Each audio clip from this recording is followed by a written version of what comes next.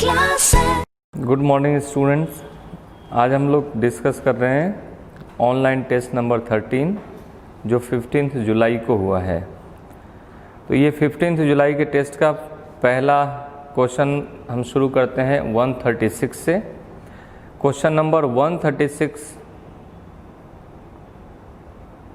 biological concept of a species is based upon reproductive isolation which is not true for one of the following pair of taxon। देखिए species का concept है कि group of similar and natural inbreeding individual produce naturally fertile offsprings.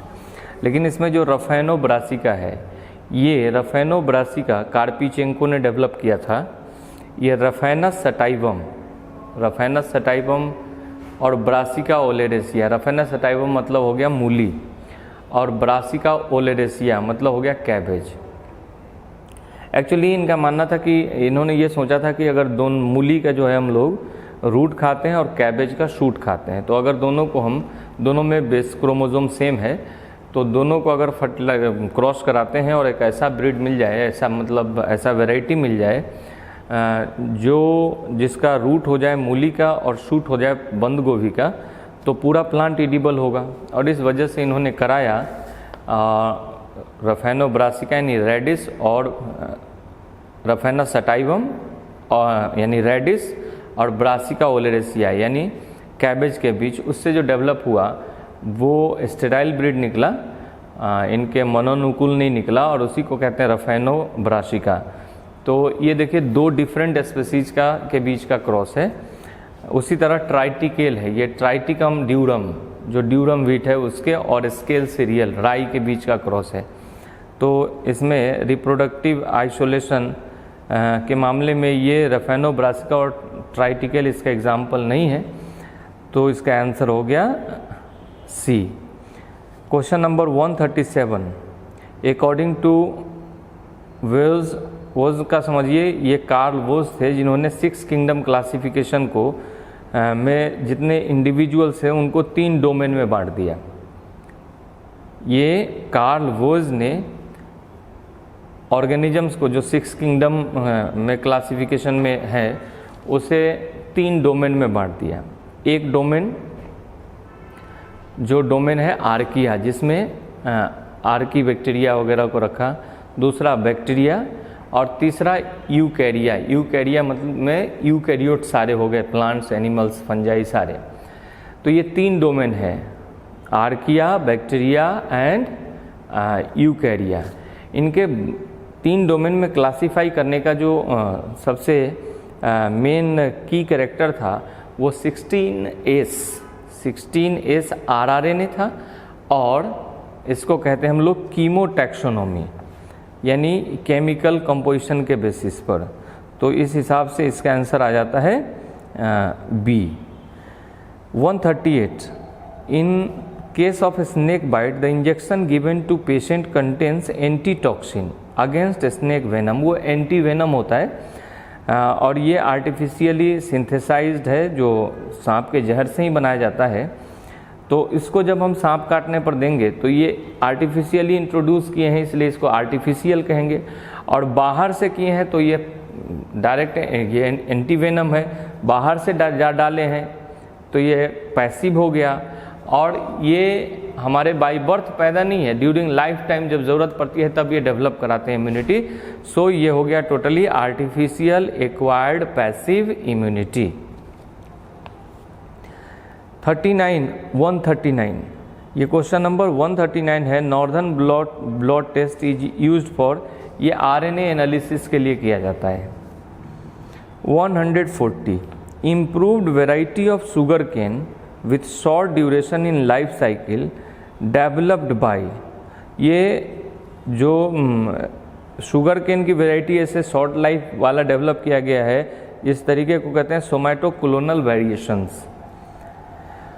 141, select the gene for following disorder which can be expressed in hemizygous condition in organisms. देखिए जो X linked recessive disorder होगा, X linked recessive disorder जैसे haemophilia, एक तरह का colour blindness भी है, ये जो है या मस्कुलर डिस्ट्रॉफी है, तो ये जो प्रॉब्लम है ये एक्स लिंक्ड रिसेसिव जीन की वजह से होता है। तो एक्स लिंक में समझिए मेल में तो एक ही एक्स होता है, अगर इस पर ये प्रॉब्लम है या मस्कुलर डिस्ट्रॉफी है तो इसे अगर पेयर में से एक ही क्रोमोसोम पर कोई जीन हो और उसका एक्सप्रेशन हो तो इसे हेमीजाइगस कंडीशन कहते हैं। तो एक्स लिंक जो रिसेसिव ट्रेट कोई भी है या कोई डिसऑर्डर है तो वो हेमीजाइगस कंडीशन में एक्सप्रेस होता है, इसलिए तो मेल में उसका एक्सप्रेस होना ज़्यादा ईजी होता है। तो यहाँ पर उसका एक एग्जाम्पल दिया हुआ है मस्कुलर डिस्ट्रॉफी। क्वेश्चन नंबर 142 है, Which of the following genetic combination will produce offsprings with one phenotype, मतलब phenotype एक तरह का हो, and 4 genotypes। अब आइए जरा इस पर बात कर लेते हैं। इसमें 4 ऑप्शन है, आप चारों को देख पर हम ट्राई कर लेते हैं। एक क्रॉस है capital A capital B small C into small A small B small C. जरा देखिए इसके में हेट्रोजाइगस जीन पेयर 2 है, यानी इसके गैमीट बनेंगे 4 तरह के। इसके गैमीट कितने तरह के बनेंगे देख लीजिए, 4 तरह के। इसमें capital A capital B small C वाले गैमीट बनेंगे, capital A small B small C वाले गैमीट बनेंगे, small A capital B small C वाले गैमीट बनेंगे, स्मॉल ए कैपिटल ये स्मॉल बी स्मॉल सी वाले गैमीट, ये 4 तरह के गैमीट बनेंगे।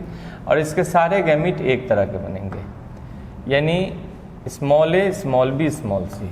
अब इन सब के साथ आप जोड़ सकते हैं। ये अगर फर्टिलाइज करता है तो देखिए capital A capital B small C. ये अगर इससे फर्टिलाइज करता है तो ये देखिए capital A small B small C. ये अगर इससे फर्टिलाइज करता है तो small A capital B small C. और ये फर्टिलाइज करता है तो ये small A small B small C. जरा सोचिएगा, इस वाले में 2 डोमिनेंट एलील है तो 2 कैरेक्टर जो है डोमिनेंट होगा, ये एक रिसेसिव। इसमें ए का डोमिनेंट कैरेक्टर आएगा और बी और सी का रिसेसिव। इसमें ए और बी और सी तीनों का रिसेसिव कैरेक्टर आएगा। इसमें ए का रिसेसिव कैरेक्टर आएगा, बी का डोमिनेंट और सी का रिसेसिव। तो यहाँ पर कह रहा है ऑप्शन में ये कि 1 phenotype and 4 genotypes। साहब जीनोटाइप तो एक ये अलग है, ये एक अलग है, बिल्कुल सही है। ये 3rd ये 4th टाइप का जीनोटाइप है। इसमें 4th टाइप का जीनोटाइप है और कैरेक्टर देखिए इसमें इसका डोमिनेंट कैरेक्टर और इसका सी का रिसेसिव, यानी एक तरह का ये होगा। इसमें 2 कैरेक्टर डोमिनेंट है और इसमें ए का कैरेक्टर डोमिनेंट है, बी और सी का रिसेसिव। यानी कैरेक्टर के मामले में, यानी फिनोटाइप के मामले में एक तरह का ये हो गया, एक तरह का ये। इसमें तीनों का कैरेक्टर रिसेसिव आएगा तो एक तरह का ये हो गया। और इसमें बी का कैरेक्टर रिसेसिव डोमिनेंट आएगा, बाकी ए और सी का रिसेसिव आएगा, तो ये एक तरह का ये अलग है। यानी इस कंडीशन में देखिए 4 तरह के जीनोटाइप हैं और 4 तरह के फिनोटाइप भी मिलेंगे। जबकि यहाँ बोल रहा है कि जीनोटाइप तो 4 तरह का मिले लेकिन फिनोटाइप सेम हो। सो पहला ऑप्शन तो नहीं हुआ। अब आज ये दूसरे ऑप्शन पर बात कर लेते हैं। दूसरा ऑप्शन तो कैपिटल ए है, कैपिटल बी है, कैपिटल सी है into capital A, capital B, capital C small C. तो इसमें देख लीजिए इसके सारे गैमीट बनेंगे एक तरह के, capital A, capital B, capital C. जबकि इसमें 8 टाइप्स के गैमीट बनेंगे। कौन कौन बनेंगे? गैमीट बनाने का आप सबको फॉग लाइन मेथड भी पता होगा, नहीं पता होगा तो आपको सीखने के लिए एक बार बता दे रहे हैं। देखिए 3 हेट्रोजाइगस जीन पेयर है, types of gamete is equal to होता है 2 to the power n, where n is the number of heterozygous gene pair. जैसे यहाँ पर हेट्रोजाइगस जीन पेयर ए भी है, बी भी है और सी भी है, तो 2 to the power 3 होगा, यानी 8 टाइप्स के गैमेट बनेंगे। लेकिन हमारे को तो यहाँ क्रॉस बनाना है, तो ये भी देख लेना है कि वो 8 टाइप्स के गैमेट किस किस तरह के होंगे। तो फॉर्क लाइन मेथड से भी हम बना सकते हैं। ऐसे पहला पेयर को आप अलग कर दीजिए, जैसे कैपिटल ए और स्मॉल ए को अलग कर दिए, दूसरा पेयर को अलग करके इससे जोड़ दीजिए, कैपिटल बी स्मॉल बी, इससे भी जोड़ दिए कैपिटल बी स्मॉल बी। अब तीसरा पेयर को इससे जोड़ दीजिए, capital C small C, capital C small C, capital C small C, capital C small C. अब देखिए इसको मिलाइए, यहाँ लिखिए, तो capital A capital B capital C हो गया, ये कैपिटल ए कैपिटल बी और ये स्मॉल सी। यहाँ पर capital A small B capital C, capital A small B small C, 4 तरह का तो इधर गैमेट बन गया। देखिए 4 तरह का इधर भी बनेगा, small A capital B capital C, small A capital B small C. इधर आइए, small A small B capital C, small A small B capital C और small A small B small C. ये 8 तरह के गैमेट बन गए। तो हम 2 to the power n लगाकर ये समझ भी लेते हैं कि कितने तरह के गैमेट बने, और हम बनाकर देखें तो ये 8 तरह के मिल गए, यानी यही गैमेट सही बने हैं।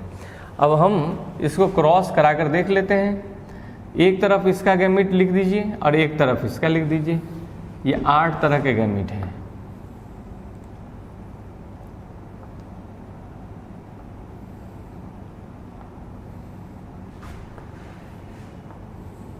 वन 2 3 4 5 6 7 8। चलिए अब एक तरफ इसका लिखते हैं, capital A capital B capital C. इधर लिख देते हैं capital A capital B capital C, capital A, यहाँ लिखते हैं capital A capital B capital C. इधर लिख देते हैं capital A capital B small C, capital A small B capital C, capital A small B small C, small A capital B capital C, small A capital B small C, small A small B capital C, small A small B small C. 1 2 3 4 5 6 7 8। अब देखिए इसको मिलाएंगे तो क्या होगा, capital A capital A capital B capital B capital C capital C. ये fertilise करेगा तो capital A capital A capital B capital C small C, capital A, इसको मिलाइए capital A capital B small B capital C capital C, capital A capital A capital B small B capital C small C, capital A small A capital B capital C capital C, capital A small A capital B capital C small C. ये हो जाएगा capital A small A capital B capital C, और ये हो जाएगा capital A small A capital B capital C small C. जरा देखिए यहाँ पर ये सारे जीनोटाइप अलग अलग तरह के हैं, यानी 8 तरह के जीनोटाइप बन गए ना। ये जीनोटाइप बन गए 8 तरह के। और फिनोटाइप देखिए, इसमें ए बी सी तीनों का डोमिनेंट ट्रेट, इसमें भी तीनों का डोमिनेंट ट्रेट है, तो ये फिनोटाइपिकली ये सेम, ये भी यही तीनों का डोमिनेंट ट्रेट, इसमें भी तीनों का डोमिनेंट ट्रेट, यहाँ भी तीनों का डोमिनेंट ट्रेट है, और यहाँ भी तीनों का डोमिनेंट ट्रेट है। यहाँ भी तीनों का डोमिनेंट ट्रेट आएगा, लेकिन यहाँ भी तीनों का डोमिनेंट ट्रेट आया। तो आप जरा सोचिए कि डोमिनेंट ट्रेट तो सब में आया, यानी फिनोटाइप तो सेम है, लेकिन जीनोटाइप के मामले में ये 1 2 3 4 5 6 7 8 तरह का हो गया। और पूछ रहा है जीनोटाइप हो 4 तरह का, फिनोटाइप सेम, इसलिए ये आंसर भी सही नहीं है। हालांकि ये जो मैं इतना लंबा बनाया हूँ, इसको हम शॉर्टकट भी समझ सकते हैं। देखिए कैसे निकालते हैं। ये तो हमने नियम से बना दिए क्योंकि हो सकता है आपने वैसे ही पढ़ा होगा, लेकिन एक शॉर्टकट में भी इसको समझ सकते हैं। देखिए जब हम लोग टेस्ट क्रॉस पढ़ते हैं, आप लोग पढ़े होंगे capital T small T monohybrid का टेस्ट क्रॉस, या ये तो डोमिनेंट टेस्ट क्रॉस है बैक क्रॉस जैसा, इसको कराएंगे कैपिटल टी से, ऐसे समझिए। तो इसका गैमिट बनेगा कैपिटल टी स्मॉल टी, और इसका क्या बनेगा, सब के सब कैपिटल टी। तो ये और ये फर्टिलाइज करेगा तो कैपिटल टी, और ये फर्टिलाइज करेगा तो कैपिटल टी स्मॉल टी। इसमें क्या हुआ कि फिनोटाइप तो एक तरह के मिले, लेकिन जीनोटाइप दो तरह के मिले। यानी जीनोटाइप हुआ, जीनोटाइप हाफ 1:1, दो तरह का। अब फिनोटाइप एक तरह का, यही हुआ ना। तो आप ऐसे समझिए कि ये और ये तो ऐसा ही क्रॉस है ना, अगर हम इतना इतना को लेते हैं तो इसमें जीनोटाइप हो गया, जीनोटाइप दो तरह का, अब फिनोटाइप एक तरह का। इसको भी करेंगे अगर बी और बी को,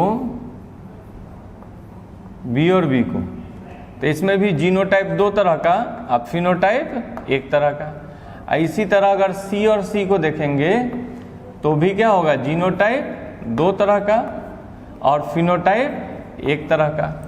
तो जीनोटाइप कितना तरह का हो गया, दो, इसको इंटू कर दीजिए, 2 2 जा 4 2 जा 8।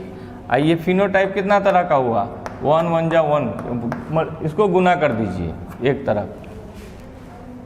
और हमें तो पूछ रहा है जीनोटाइप 4 तरह का मिलना चाहिए, फिनोटाइप एक तरह का मिलना चाहिए, इसलिए ये नहीं हुआ। आइए अगले पर बात करते हैं। तीसरा ऑप्शन है, तीसरा ऑप्शन होगा या नहीं होगा ये भी देख लेना है। थर्ड ऑप्शन है capital A small A capital B small B capital C into small A capital B capital C small C. आइए यहाँ पर बात कर लेते हैं। ये वैसे ही शॉर्टकट में भी आप देख सकते हैं, देखिए ये और ये क्रॉस करेगा तो इसका जीनोटाइप कितना तरह का होगा, इसका जीनोटाइप्स होंगे। देखिए आधा होगा कैपिटल ए, आधा होगा स्मॉल ए, यानी दो तरह का। अब फिनोटाइप भी दो तरह का आ जाएगा। कैपिटल ए स्मॉल ए जो होगा आधा उसमें डोमिनेंट कैरेक्टर आएगा, स्मॉल ए जो आएगा उसमें रिसेसिव कैरेक्टर आएगा, तो ये भी दो तरह का। अब इसकी बात कर लीजिए। इसमें जीनोटाइप आ जाएगा, देखिए दोनों हेटेरोजाइगस है, तो जीनोटिपिक रेशियो 1:2:1, जिसमें दो ये कैपिटल ए आएगा, ये एक, और दो आएगा कैपिटल ए स्मॉल ए, और ये यानी बी है तो यहाँ पर कैपिटल बी लिखिएगा, और कैपिटल बी स्मॉल बी, और ये स्मॉल बी। तीन तरह का जीनोटाइप आएगा और दो तरह का फिनोटाइप। तो ये तीन तरह का जीनोटाइप, दो तरह का फिनोटाइप। इसको देख लीजिए। इसमें तो वही कंडीशन है जो इधर आया था। तो इसमें जीनोटाइप कितना तरह का होगा, जीनोटाइप होगा दो तरह का और फिनोटाइप एक तरह का। तो अब जरा सोचिए टोटल जीनोटाइप कितना होगा, 3 दूना 6, 2 12, और फिनोटाइप कितना होगा, 2 2 जा 4, 4 हो जाएगा। 4 तरह का फिनोटाइप आएगा, इसमें करके देख लीजिएगा। ये तो शॉर्टकट हम समझने के लिए बना रहे हैं। और ये 12 तरह का जीनोटाइप आएगा, तो ये भी गड़बड़ हो गया। हमारे को एक तरह का फिनोटाइप और 4 तरह का जीनोटाइप किस कंडीशन में आएगा ये देखना है। तो 3 तो फेल हो गया, चौथा में देख लीजिए, इसी तरह चेक कर देते हैं। चेकर बोर्ड से भी आप बनाकर चेक कर सकते हैं, लेकिन टाइम लगेगा उसमें। ऐसे करने से MCQs है तो शॉर्टकट रफ कर सकते हैं आप। तो ये फोर्थ में देखिए, फोर्थ है capital A capital B small C into small A capital B capital C. तो इसका और इसका जीनोटाइप क्या होगा? सबके सब, इसमें जीनोटाइप देखिए क्या होगा, सबके सब कैपिटल ए स्मॉल ए होंगे, यानी एक ही तरह का होगा।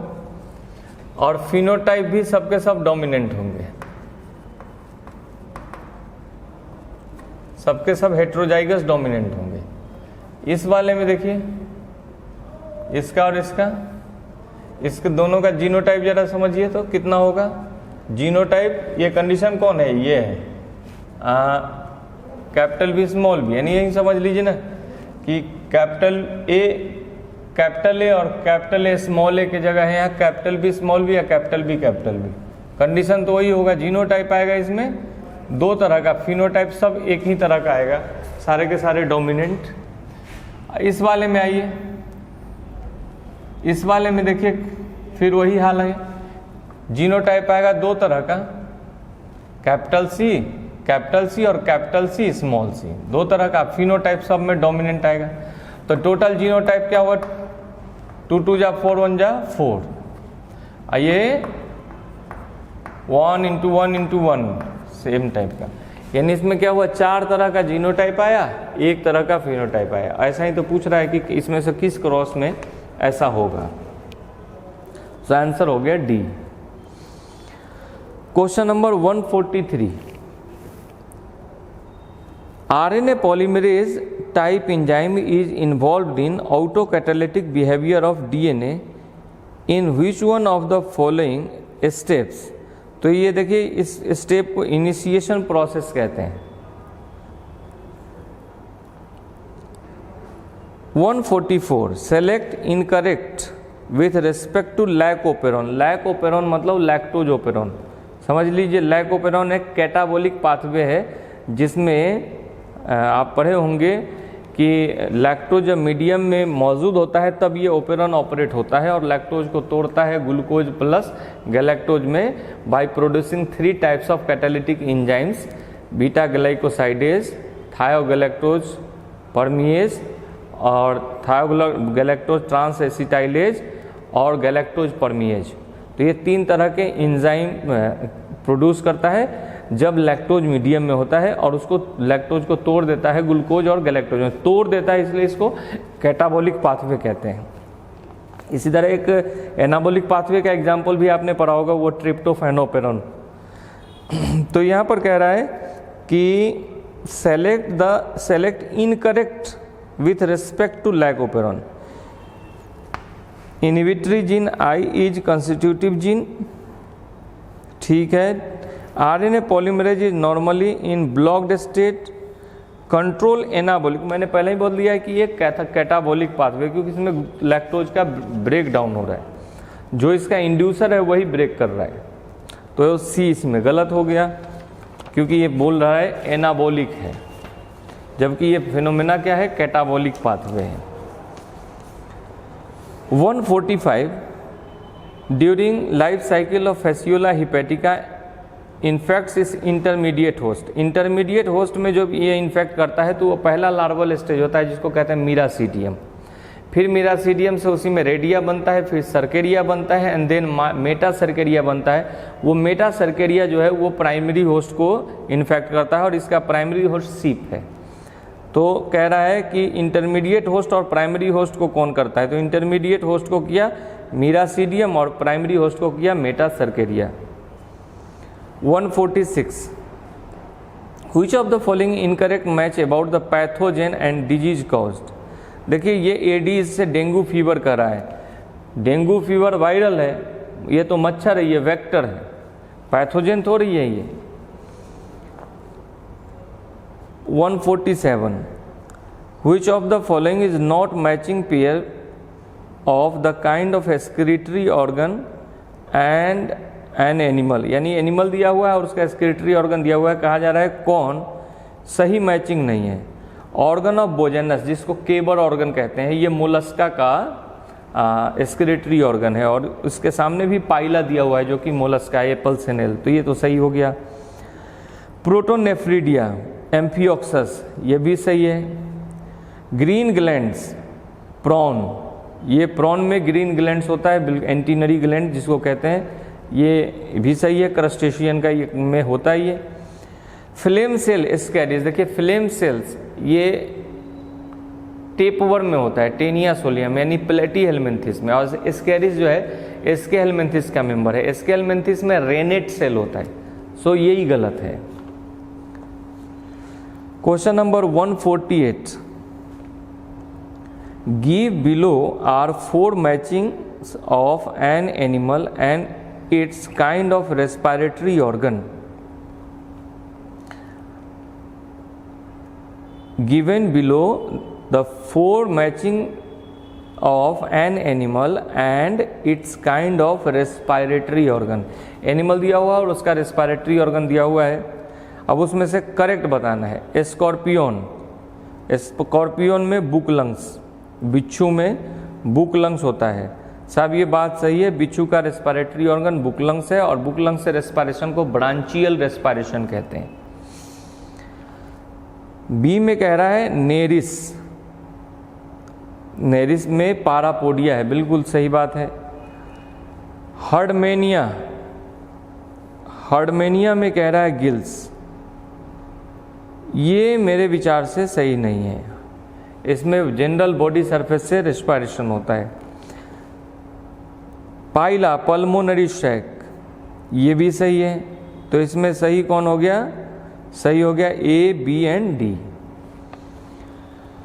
149, Which of the following is infective stage of Entamoeba histolytica? देखिए एंटामीबा हिस्टोलिटिका जब इंसान को इन्फेक्ट करता है उस समय उसका फुल्ली मैच्योर सिस्टिक स्टेज होता है जिसमें 4 न्यूक्लियाई होते हैं, इसलिए उसको टेट्रा न्यूक्लिएटेड सिस्टिक स्टेज कहते हैं या क्वार्डी न्यूक्लिएटेड सिस्टिक स्टेज कहते हैं।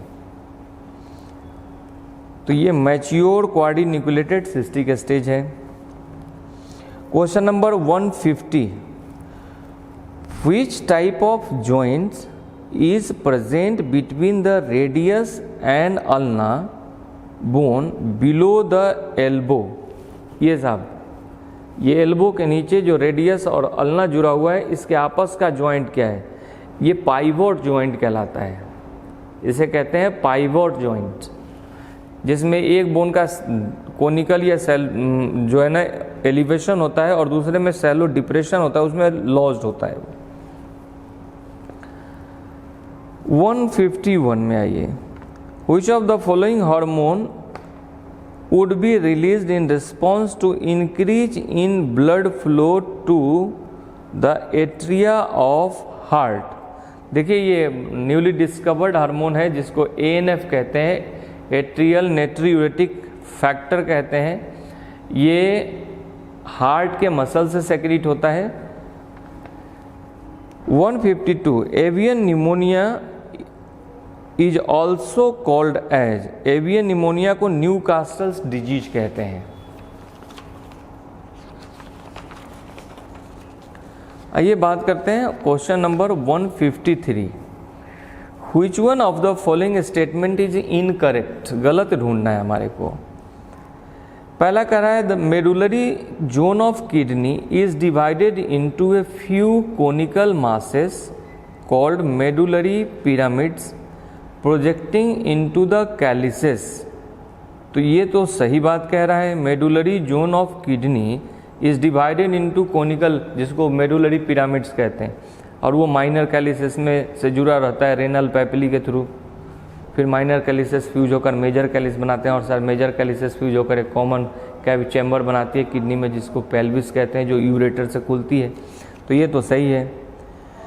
Inside the kidney cortical region extended in between the medullary pyramids is renal pelvis, ये गलत है।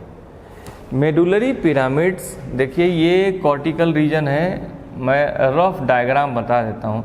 ये मेडुलरी पिरामिड है तो ये कॉर्टेक्स है, और मैंने अभी अभी कहा कि ये यहाँ रेनल पैपिली है, फिर ये माइनर कैलिसेस में जुड़ी हुई है। तो ये जो पिरामिड्स के बीच में ये कॉर्टेक्स का ये एक्सटेंशन है, ये इसे हम बोलते हैं column of बर्टीनी, column of बर्टीनी।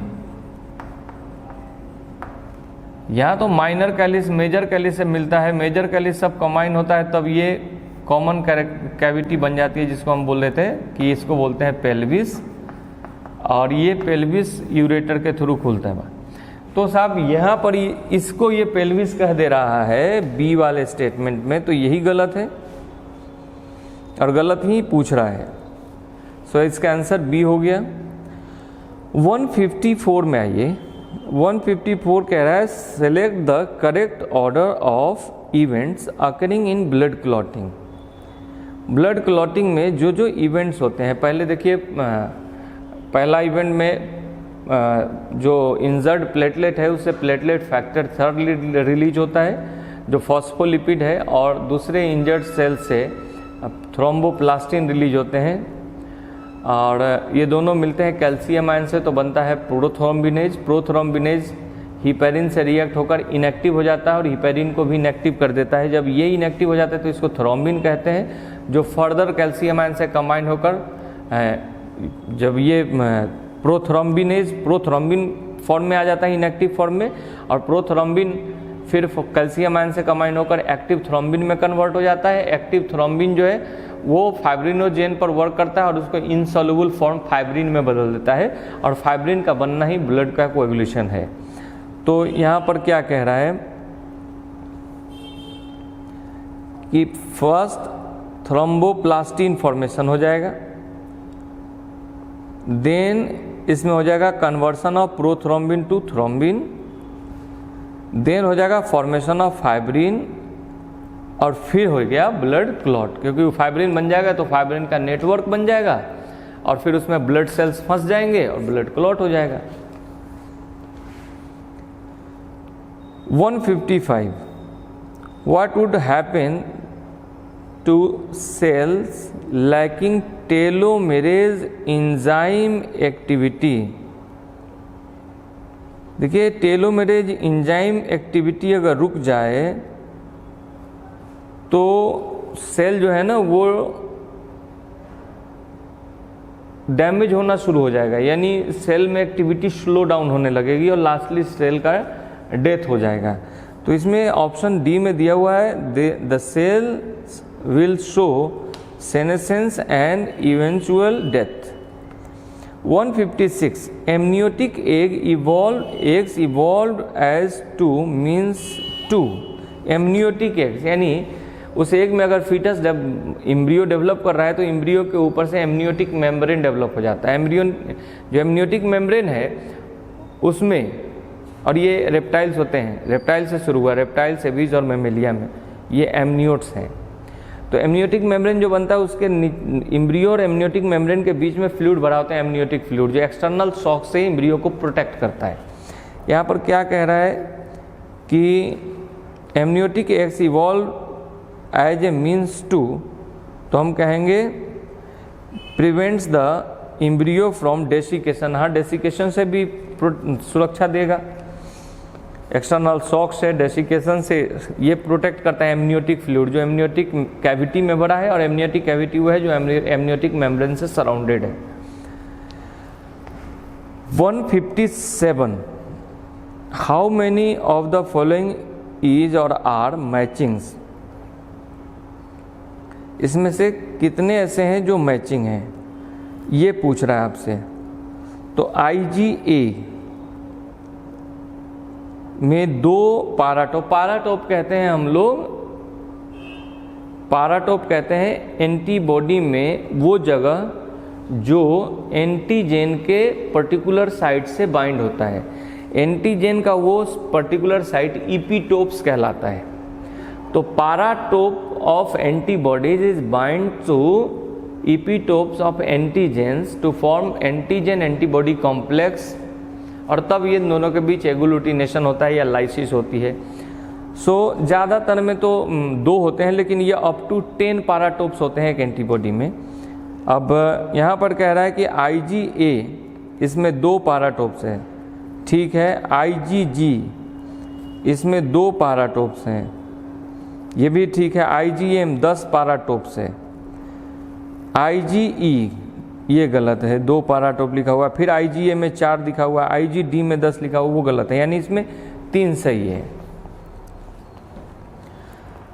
158 lactational amenorrhea is based on the fact that ovulation and menstruation do not occurs, क्योंकि बर्थ के बाद जो लैक्टेशनल फेज है उसमें कुछ महीने तक मेंस्ट्रुअल फेज नहीं, मेंस्ट्रुएशन साइकिल नहीं होता है, तो वो लैक्टेशनल एमेनोरिया कहलाता है।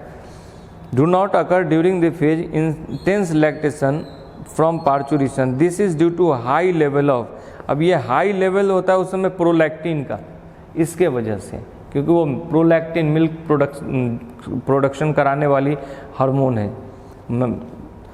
तो ये हो गया high concentration of prolactin. 159 example of compound tubular gland is, compound tubular gland का एक एग्जाम्पल कॉमन सी बात जान लीजिए, सबसे बेस्ट एग्जाम्पल है गैस्ट्रिक ग्लैंड जो स्टमक में होता है, वो उस कंपाउंड ट्यूबुलर इसलिए कहते हैं कि इसमें सेक्रेशन ट्रांसपोर्ट होता है मेनी या ब्रांच ट्यूब लाइक स्ट्रक्चर से। तो ये हमारा कॉमन एक ग्लैंड है गैस्ट्रिक ग्लैंड, ये कंपाउंड में भी ब्रांच ट्यूबुलर है, ब्रांचिंग है, देख लीजिए। तो यहाँ पर है कोई example of compound tubular glands, तो ये हो गया ब्रूनर्स ग्लैंड। हाँ, ब्रूनर्स ग्लैंड भी हो सकता है क्योंकि गैस्ट्रिक ग्लैंड तो यहाँ दिया हुआ नहीं है। तो दूसरा एक कॉमन है ब्रूनर्स ग्लैंड। ये ब्रूनर्स ग्लैंड हमारे डिओडेनम में, सिर्फ डिओडेनम में सब म्यूकोसा लेयर में होता है, बाकी जो इंटेस्टिनल ग्लैंड है वो सब म्यूकोसा में होते हैं, जबकि ब्रूनर्स ग्लैंड ये कंपाउंड ट्यूबुलर ग्लैंड है जो सिर्फ डिओडेनम पार्ट के सब म्यूकोसा लेयर में होती है। तो एक एग्जाम्पल तो हमने कहा गैस्ट्रिक ग्लैंड है इसका, दूसरा एग्जाम्पल ब्रूनर्स ग्लैंड है, और इसमें गैस्ट्रिक ग्लैंड दिया हुआ नहीं है, ब्रूनर्स ग्लैंड दिया हुआ है। Question number 160, maximum amount of carbon dioxide is transported. देखिए सबसे ज़्यादा 68 to 70% जो कार्बन डाइऑक्साइड ट्रांसपोर्ट होता है हमारे टिश्यूज से लंग्स तक, वो एज बाइकार्बोनेट होता है, ऐसा कहीं हो सकता है, एज सोडियम बाइकार्बोनेट, ठीक है, ये सोडियम बाइकार्बोनेट है। 161, which of the following epithelium lines the cornea. Cornea का लाइनिंग देखिए, कॉर्निया का lining non keratinised stratified squamous epithelium होती है, और इस के मेम्ब्रेन को हम लोग डेसमेंट मेम्ब्रेन कहते हैं।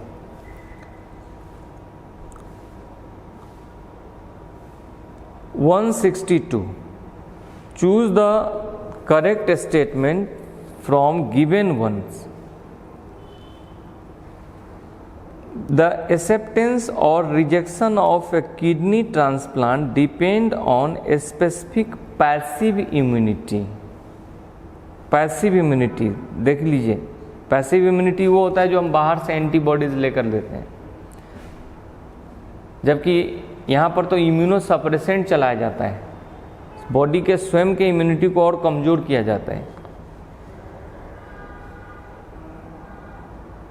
दूसरा स्टेटमेंट कह रहा है effectors T cells is responsible for graft rejection. Severe कमाइन immune deficiency is a auto immune disease. जब डेफिशिएंसी है तो ऑटो इम्यून कैसे होगा? ऑटो इम्यूनिटी तो इफिशियंसी के वजह से होता है। Rheumatoid arthritis is caused by IgG antibody, ये भी गलत है, यह ऑटो इम्यूनिटी के वजह से होता है। तो इसमें एक ही सही है, वो ये कि effectors T cell is responsible for graft rejection. 163 select the total number of organisms from the following which shows both intra and extra cellular digestion. जिसमें इंट्रा और एक्स्ट्रा सेलुलर डाइजेशन होता है ना, वो दो फाइलम का मेंबर होता है, ध्यान रखिएगा, सिलेंट्रेटा और टीनोफोरा। इनसे पहले और इनके बाद, इनसे पहले वाले में इंट्रा सेलुलर डाइजेशन है, जैसे प्रोटोजोआ और पोरीफेरा में इंट्रा सेलुलर डाइजेशन है, और टीनोफोरा के बाद प्लेटीहेल्मिन्थेस से लेकर कॉर्डेटा तक में एक्स्ट्रा सेलुलर डाइजेशन है। ये सिलेंट्रेटा और टीनोफोरा दो फाइलम के मेंबर्स ऐसे हैं जिसमें दोनों डाइजेशन होता है, एक्स्ट्रा सेलुलर भी और इंट्रा सेलुलर भी। तो इसके जो मेंबर होंगे वो ऐसा होंगे। अब इसमें मेंबर कौन है? फाइसेलिया, ठीक है, सिलेंट्रेट है। प्लूरोब्रांचिया नहीं, टेनिया नहीं, क्यूलेक्स नहीं, एपिस नहीं, नेरिस नहीं, काइनस ये तो काइनोडर्मेट है, सल्पा नहीं, मिंड्रीना, पेनाचुला, एडमेसिया, टीनोप्लाना यानी टीनोप्लाना। तो इसमें टोटल हो गए 1, मिंड्रीना 2, पेनाचुला 3, Doliolum 4, एडमेसिया 5, गोर्गोनिया 6, Ctenoplana 7। 164 mutation which results in formation of a short protein due to early stoppage of polypeptide chain। ऐसा म्यूटेशन जिसमें कह रहा है mutation which results in formation of short protein due too early stoppage of polypeptide chain. मतलब polypeptide chain जब बनता रहता है उसमें ऐसा म्यूटेशन जिसमें शुरू में ही वो पॉलीपेप्टाइड चेन कम ही बना था और रुक गया, यानी स्टॉप हो गया, तो छोटा ही रहेगा, पॉलीपेप्टाइड रह जाएगा, तो इसको कहते हैं नॉनसेंस म्यूटेशन। हाँ, ये सवाल देखिए 165 भी बड़ा इंपॉर्टेंट है, ये आपको नया सा बात लगेगा। कह रहा है codon UGA in mitochondria. Normally जब हम लोग जेनेटिक कोड पढ़ते हैं तो कहते हैं UGA, UAG और UAA, ये 3 स्टॉप कोडॉन्स हैं, लेकिन यहाँ पर कह रहा है कि UGA इन माइटोकॉन्ड्रिया। तो माइटोकॉन्ड्रिया में जो ये UGA है ना, ये स्टॉप कोडॉन नहीं है। हम लोग जो नॉर्मल पढ़ते हैं ना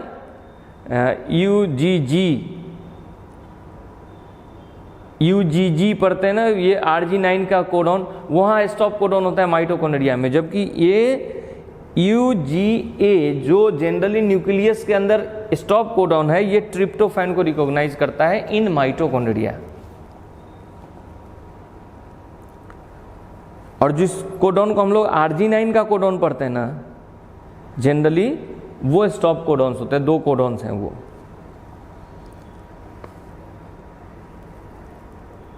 आइए 166 crossing over frequency decreases with increasing. Crossing over frequency decreases, देखिए जीन जितना दूर दूर रहेगा क्रॉसिंग ओवर उतना ज़्यादा रहेगा, जीन जितना एक दूसरे से इंटरफेयर में रहेगा, नज़दीक रहेगा, क्रॉसिंग ओवर उतना कम होगा और लिंकेज का चांस उतना ज़्यादा होगा। कह रहा है crossing over frequency decreases with increasing. Increasing कौन हो जाएगा? Interference of genes. 167 which of the following animal is deuterostomic. तो ध्यान रखिएगा, ड्यूटेरोस्टोम्स में इकाइनोडर्मेटा है, हेमिकोडेटा है, कॉर्डेटा है, प्रोटोस्टोम्स हैं बाकी नीचे के एनिमल्स। तो ये हेमिकोडेटा का एग्जाम्पल तो नहीं है कोई, लेकिन इकाइनोडर्मेटा का एग्जाम्पल C* दिया हुआ है, तो ये ड्यूटेरोस्टोम्स हैं। इन earthworm insects and snails are placed together. In earthworm, insects and snail are placed together. Which of the following is applicable to all of them? यानी ऐसा बात बताना है जो अर्थवर्म, इंसेक्ट और स्नेल तीनों के लिए एप्लीकेबल हो। ठीक है। एसिलोमेट, अब एसिलोमेट तो प्लेटीहेलमिन्थ्स होता है, ऐसा तो कोई नहीं है। ड्यूटेरो, अच्छा एसिलोमेट्स में प्लेटीहेलमिन्थ्स को रख सकते हैं, उससे नीचे के एनिमल को रख सकते हैं, लेकिन ऐसा तो है नहीं। ड्यूटेरोस्टोम्स में भी इसको नहीं रख सकते। प्रोटोस्टोम्स, तो ये कहा हमने प्रोटोस्टोम्स। अगर आपको प्रोटोस्टोमियास और ड्यूटेरोस्टोमियास में कन्फ्यूजन है तो आप जान लीजिए गैस्ट्रुला स्टेज जब डेवलप होता रहता है ब्लास्टुला से, तो एक आर्केंटेरॉन कैविटी बनती है और उसकी ओपनिंग को ब्लास्टोपोर कहते हैं। अगर ब्लास्टोपोर से जिस में माउथ डेवलप होता है उस रीजन से, वो प्रोटोस्टोम्स हैं, और जिस में ब्लास्टोपोर रीजन से एनस डेवलप होता है वो ड्यूटेरोस्टोम्स है। Difference number 1। दूसरा नंबर डिफरेंस, प्रोटोस्टोम्स में स्पाइरल और डिटरमिनेट क्लीवेज होता है, जबकि ड्यूटेरोस्टोम्स में रेडियल और इनडिटरमिनेट क्लीवेज होता है। 169 पर आइए। The bat differs from birds, चमगादड़ और बर्ड, चमगादड़ मैमल है और बर्ड्स तो एवीज है, तो कह रहा है हैविंग विंग्स, विंग्स तो है, 4 चैम्बर्ड हार्ट, ये दोनों में है। फेदर्स, फेदर बर्ड्स में है, बैट में नहीं है, लेकिन बोल रहा है बैट किस मामले में, ये नहीं पूछ रहा है कि बर्ड्स किस मामले में डिफर कर रहा है बैट से, कह रहा है बैट किस मामले में डिफर कर रहा है बर्ड से। तो ये है स्वेट ग्लैंड इन स्किन, क्योंकि जो बर्ड्स का स्किन होता है वो ड्राई नॉन ग्लैंडुलर होता है। हाँ, कुछ में मॉडिफाई एक सिबेसियस ग्लैंड होती है, आयल ग्लैंड होती है, उसके टेल रीजन में सिर्फ, जिसको यूरोपाइजियल ग्लैंड या प्रीन ग्लैंड कहते हैं, तो वो भी सिबेसियस ग्लैंड यानी आयल ग्लैंड है, स्वेट ग्लैंड नहीं, यानी पक्षियों में पसीने की ग्लैंड नहीं होती, जबकि ये मैमल का कैरेक्टर है। 170 इन structure of keratin of mammalian hairs, in structure the keratin of mammalian hairs, देखिए हमारे हेयर्स में जो केराटिन है वो ये अल्फा हेलिकल है, लेकिन फिब्रियन लाइक नहीं, यानी अनलाइक फिब्रियन, ये फिब्रियन सिल्क के अंदर मौजूद प्रोटीन होता है। 171 इन cockroach the blood field coelom is, उसको हीमोसील कहते हैं, हीम मतलब ब्लड, सील मतलब body cavity. 172 read the following characters, ठीक है, रीड करते हैं। पहला कैरेक्टर कहता है मोस्टली टेरेस्टेरियल हो, ठीक है। दूसरा कैरेक्टर कहता है body covered by dry A cornified skin, epidermal scales और स्क्यूट्स, ठीक भाई, ये अब तो इतना तो तय हो गया, मोस्टली टेरेस्टेरियल है, अब बॉडी ड्राई है और उस पर स्केल भी हो सकता है, तो ये तो रेप्टाइल का कैरेक्टर है। हार्ट इज 3 चैम्बर्ड, अब आ गया ना रेप्टाइल्स, क्योंकि कुछ हाइयर रेप्टाइल्स हैं, जैसे क्रोकोडाइल एलिगेटर में 4 चैम्बर्ड हार्ट होते हैं, लेकिन जनरली रेप्टाइल में 3.5 चैम्बर्ड हार्ट होते हैं। अब ये 3.5 नहीं है कह रहा है, 3 चैम्बर्ड कह रहा है, तो बात है कि ये 2 ऑरिकुलर और इनकम्प्लीटली सेपरेटेड वेंट्रिकल है। Fertilization is internal. अब 3 चैम्बर्ड हार्ट से अगर आपको एम्फीबिया पर कन्फ्यूजन जाता होगा तो समझ लीजिए कि एम्फीबिया में ड्राई स्किन नहीं होता, स्केली स्किन नहीं होता, तो इस मामले से अलग हो गया है वो, और फर्टिलाइजेशन एक्सटर्नल होता है या इंटरनल है। तो ये तो रेप्टाइल्स के बारे में कह रहा है, और रेप्टाइल्स इसमें दिया हुआ कौन है, ये दिया हुआ है कैलोट्स। 173 in process of moving fluid in urine which organ is not involved, moving fluid in urine, urine में फ्लूइड मूव करना, ये काम नेफ्रॉन में ही हो सकता है। कलेक्टिंग डक्ट वो नेफ्रॉन का हिस्सा है, रेनल पेल्विस चलेगा, distal convoluted tubule, ureters, ureters में तो यूरिन निकलता है, यूरिन, इसका आंसर में गड़बड़ी है, आप सही कर लीजिएगा, इसका आंसर होना चाहिए यूरेटर, क्योंकि यूरेटर में कहाँ रीएब्जॉर्प्शन होता है, यहाँ करा in process of moving fluid in urine which organ is not involved, in process of moving fluid in urine, यानी यूरिन में फ्लूइड मूव करना, मतलब रीएब्जॉर्प्शन की बात के बाद जो ट्यूबुलर सिक्रीशन होता है उस स्टेप की बात करा है, तो यूरेटर के रीजन में तो ट्यूबुलर सिक्रीशन की बात नहीं होगी। 174 the function between Schwann cell is, the function between Schwann cells is, देखिए ये फंक्शन के जगह जंक्शन होना चाहिए, स्वान सेल मतलब न्यूरिलेम्मा के बीच का जंक्शन, और उस जंक्शन को कहते हैं नोड्स ऑफ रैनवियर। 175 ये जो न्यूरिलेम्मा होता है ना, देखिए पहले समझ लीजिए, ये एक्सॉन है और ये इसके ऊपर ये स्वान सेल का लेयर है जिसको हम न्यूरिलेम्मा कहते हैं, ये न्यूरिलेम्मा है, तो इस जगह की बात पूछा रहा है, यही है स्वान सेल और ये एक्सॉन का वॉल है, इस जगह की बात पूछ रहा है जंक्शन, तो इसको बोलते हैं nodes of Ranvier. Which type of hepatitis virus has double standard dsDNA का मतलब डबल स्टैंडर्ड डीएनए। देखिए ये हेपेटाइटिस वी वायरस में है, HBV।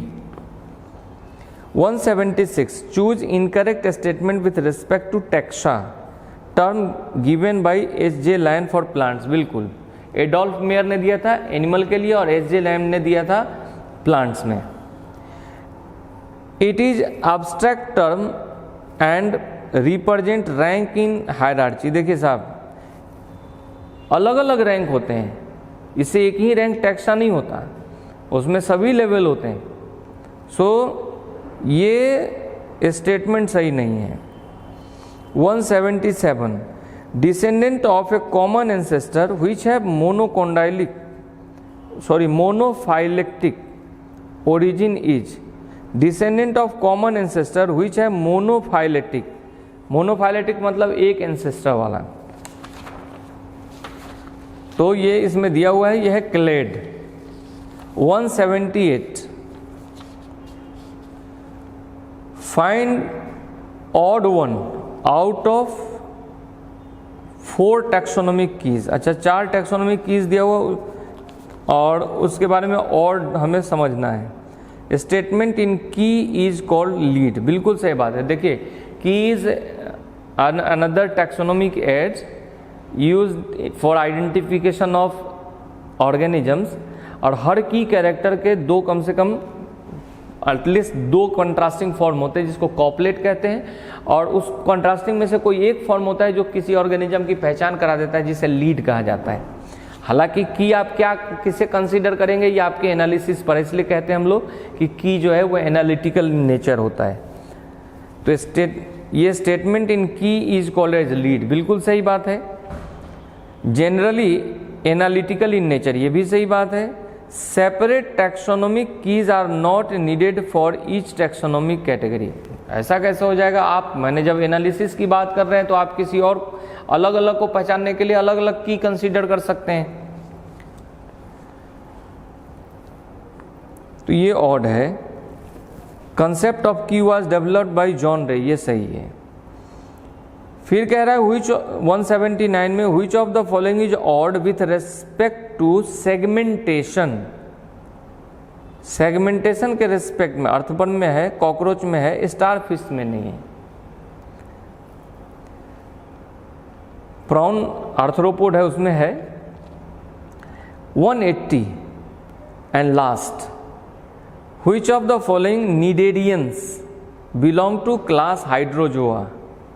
देखिए, हाइड्रोजोआ में हाइड्रा आता है, और इसमें हाइड्रा का एग्जाम्पल तो नहीं दिया हुआ है, लेकिन इसमें मिलीपोडा दिया हुआ है, ये भी हाइड्रोजोअन्स हैं।